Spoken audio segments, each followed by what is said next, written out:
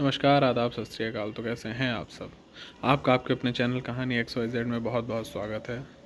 तो बिना समय बर्बाद किए हुए चलिए कहानी की तरफ बढ़ते हैं। चचेरे बहनोई से दिल लगाने वाली प्रियंका इश्क में अंधी हो चुकी थी। उसकी मोहब्बत ने के आड़े आने वाला हर व्यक्ति उसका जानी दुश्मन था। उसने पहले नापसंद पति को रास्ते से हटाने की कोशिश की। वह बच गया। फिर उसने जो किया उसे मोहब्बत की जंग में जायज़ कतई नहीं ठहराया जा सकता। पूरे शहर में दुर्गा पूजा की धूम थी। सड़कों पर देवी दर्शन और मेला घूमने की चहल पहल हो रही थी। विजयदशमी यानी 5 अक्टूबर की शाम थी। पंडालों में प्रतिमाओं के विसर्जन की तैयारियां जोरों पर थीं। लोग सजी धजी प्रतिमाओं को ट्रैक्टर, ट्रॉली, ठेले और दूसरे वाहनों पर बैंड बाजे के साथ, जयकारे के साथ विसर्जन के लिए ले जा रहे थे। उन्हें देखने के लिए सड़कों पर भारी भीड़ जमा थी। माहौल खुशी और उत्साह का था। मेला घूमने और उमंग से आनंद लेने वालों में लाल बाबू भी था। उसका घर बिहार के समस्तीपुर जिला में बांकीपुर गांव में था। वह किसान सुरेंद्र राय का 32 वर्षीय छोटा बेटा था। उसे लोग लालू राय के नाम से भी जानते थे। उस दिन शाम के करीब 5:45 बजे उसे अपराधियों ने दरवाजे पर ही गोलियों से भून दिया। उस फायरिंग में गोलियों की तड़तड़ाहट सुनकर परिवार और आसपास के लोग दौड़ते हुए वहां आए। उनके पहुंचने से पहले ही हमलावर हथियार लहराते हुए बाइक से भाग गए। लाल बाबू राय की घटनास्थल पर ही दुखद मौत हो गई। वह किशनपुर से दुर्गा पूजा का मेला घूमकर लौटने के बाद अपने घर में टीवी देख रहे थे। उसे एक युवक घर से बुलाकर दरवाजे तक ले गया था। वहां पहले से घात लगाए एक बाइक पर हथियारबंद हमलावर मौजूद थे। उन्होंने ताबड़तोड़ फायरिंग कर गोलियां बरसा दी। बुरी तरह जख्मी लाल बाबू को घर वाले अस्पताल ले गए, जहां डॉक्टरों ने उसे मृत घोषित कर दिया। डॉक्टरों ने बताया कि उसके सिर व गर्दन पर 3 गोलियां लगी थीं। गांव वालों की सूचना पर कल्याणपुर थाने की पुलिस घटनास्थल पर पहुंची और मौके की जांच की। पुलिस को वहां से कारतूस के 3 खोखे और 3 जिंदा कारतूस मिले। उसके बाद इस वारदात की छानबीन में पुलिस जुट गई। इस संबंध में लाल बाबू के पिता सुरेंद्र राय की तहरीर पर 7 अक्टूबर 2022 को थाने में अज्ञात हमलावरों के खिलाफ आईपीसी की धारा 302, 34 आईपीसी एवं 27 आर्म्स एक्ट के तहत रिपोर्ट दर्ज की गई। लाल बाबू हत्याकांड से पूरे शहर में सनसनी फैल गई। मामले की तहकीकात और हमलावरों की गिरफ्तारी के लिए समस्तीपुर के एसपी हृदयकांत के निर्देश पर सीओ मोहम्मद सहबान हबीब फाकरी के नेतृत्व में एक एसआईटी टीम का गठन किया गया। टीम में कल्याणपुर के SHO Gautam Kumar, inspector Akhilesh Kumar Rai, reserve police बल के इंस्पेक्टर राहुल कुमार, तकनीकी सेल के इंचार्ज इंस्पेक्टर अनिल कुमार सिंह, संजय कुमार सिंह आदि भी शामिल किए गए। इनके अलावा कल्याणपुर थाना और रिजर्व पुलिस बलों के जवानों में अखिलेश कुमार, प्रभात कुमार, निरंजन कुमार भी थे। जांच का सिलसिला घटनास्थल से शुरू हुआ। मृतक के घर वालों से पूछताछ करने के बाद हमलावरों तक पहुंचने के लिए तमाम तकनीकों का इस्तेमाल किया गया। पुलिस टीम को जल्द ही सफलता मिल गई। वारदात में 3 लोगों के नाम सामने आए, जिनमें एक युवती प्रियंका कुमारी का नाम भी था। प्रियंका का नाम ही नहीं आया, बल्कि पुलिस ने उसे ही पूरे घटनाक्रम का मास्टरमाइंड बताया।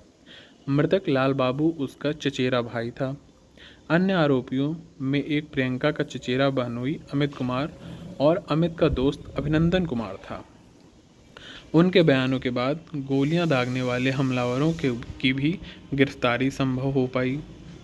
लोगों को हैरानी तब हुई जब उन्हें मालूम हुआ कि इस वारदात को अंजाम देने में प्रियंका चचेरे बहनोई अमित कुमार से प्रेम करती थी, जबकि प्रियंका की शादी हो चुकी थी और अमित भी 2 बच्चों के पिता थे।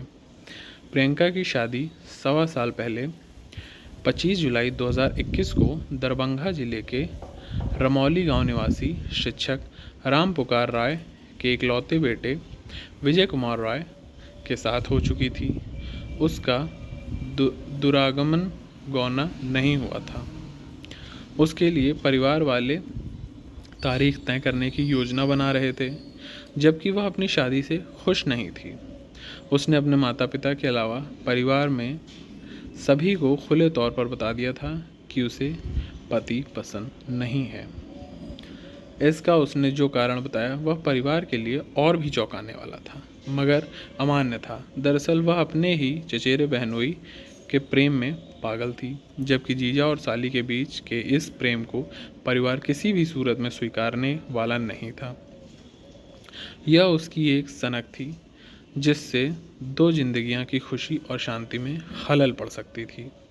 दरअसल कल्याणपुर थाना क्षेत्र के बांकीपुर गांव निवासी वीरेंद्र रॉय की इकलौती बेटी प्रियंका मनियारपुर गांव निवासी बीरबल रॉय के बेटे अमित कुमार रॉय से प्रेम करती थी, जबकि उसकी शादी वीरेंद्र रॉय के बड़े भाई सुरेंद्र रॉय की बेटी पिंकी के साथ सन 2013 में ही हुई थी। इस तरह से प्रियंका रिश्ते में अमित की चचेरी साली थी। दोनों किसान परिवार खुशहाल जीवन गुजार रहे थे। प्रियंका को अमित शादी के समय ही पसंद आ गया था। अमित भी चुलबुली और बिंदास साली पाकर खुद को खुशकिस्मत समझता था। शुरू में तो उसने प्रियंका को हल्के में लिया, लेकिन धीरे धीरे वह भी उसे पसंद आने लगी। उसने महसूस किया कि प्रियंका ने उसके दिल में जगह बना ली है। अमित 2 बच्चों का बाप था। पत्नी से उसे कोई शिकायत नहीं थी, फिर भी वह प्रियंका को चाहने लगा था। शायद ही कोई दिन ऐसा होता होगा जब दोनों फ़ोन पर बातें नहीं कर लेते थे। कुछ नहीं तो दोनों व्हाट्सएप मैसेज से एक दूसरे के दिल को तसल्ली दे देते थे। परिवार में प्रियंका 2 भाइयों की बड़ी थी, जबकि पिंकी 2 भाइयों और 4 बहनों में थी। लाल बाबू पिंकी का छोटा भाई था। प्रियंका के बारे में लाल बाबू को भी मालूम था कि वह उसे उसके बहनोई से प्रेम के चलते अपने पति को नापसंद करती है। यह बात उसने अपने चाचा को बताई और कहा कि जितना जल्द हो सके पंडित से कहकर प्रियंका के दुर्गमन की तारीख निकलवा लें।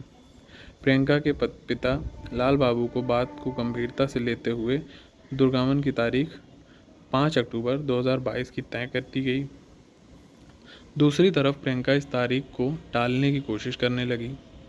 इसके लिए उसने एक खुराफाती योजना बनाई। उसने तय किया कि क्यों न पति की ही मौत की नींद सुला दी जाए, उपाय किया जाए। इसके लिए उसने अपने प्रेमी और जीजा अमित कुमार रॉय से संपर्क कर उसे अपनी योजना बताई।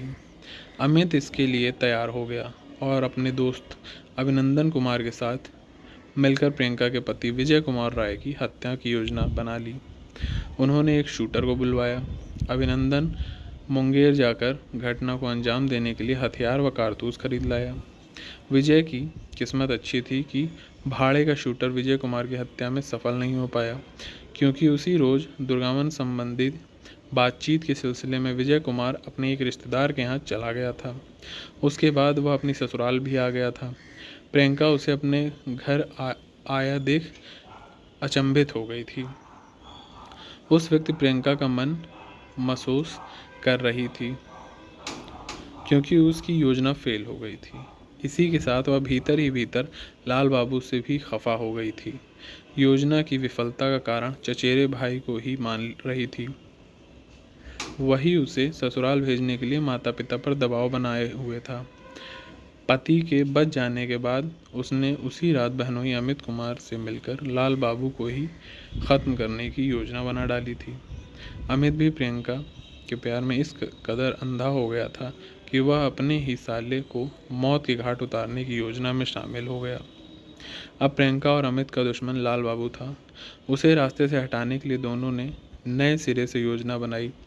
प्रियंका के कहने पर अमित, अभिनंदन और भाड़े के शूटर पूरी तैयारी के साथ 5 अक्टूबर की शाम को लाल बाबू के घर के पास जा पहुँचे। वे बाइक से गए थे। अमित और शूटर बाइक पर बैठे थे, जबकि अभिनंदन ने लाल बाबू के घर जाकर दरवाज़ा खटखटाया था। जैसे ही लाल बाबू घर से बाहर निकला, वैसे ही शूटर ने उस पर दनादन 3 गोली दाग दी। उसका निशाना अचूक था। प्रियंका, अमित और अभिनंदन से पूछताछ की गई तो उन्होंने अपना जुर्म कबूल कर लिया। उनकी निशानदेही पर पुलिस ने हत्याकांड में इस्तेमाल की गई बाइक भी बरामद कर ली। पुलिस ने उससे 2 देसी कट्टा, 11 जिंदा कारतूस और मोबाइल फ़ोन बरामद कर लिया। जीजा साली के अवैध प्रेम के चलते मारा गया लाल बाबू अपने दादा राजेंद्र राय की जेसीबी चलाता था,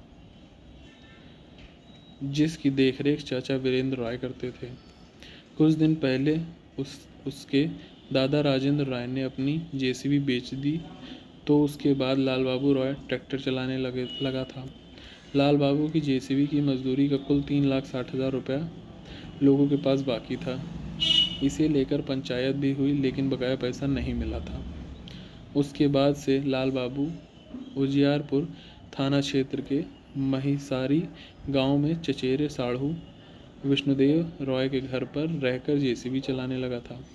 घटना के दिन दुर्गा पूजा के मौके पर वह घर आया हुआ था। उसी दिन 5 अक्टूबर को प्रियंका का दुरागमन था, जिसके चलते घर में और बाहर बरामदे में काफ़ी चहल पहल थी। परिवार के कई लोग बैठे थे। शाम के वक्त धुंधलका होने से ठीक पहले लाल बाबू देवी दुर्गा का विसर्जन देखकर घर आ गया था और कमरे में बैठा टीवी देख रहा था। इस हत्याकांड के मुख्य साजिशकार लाल बाबू की चचेरी बहन प्रियंका सहित घटना में शामिल उसके बहनोई अमित कुमार रॉय और उसके दोस्त अभिनंदन कुमार को पुलिस ने गिरफ्तार कर जेल भेज दिया।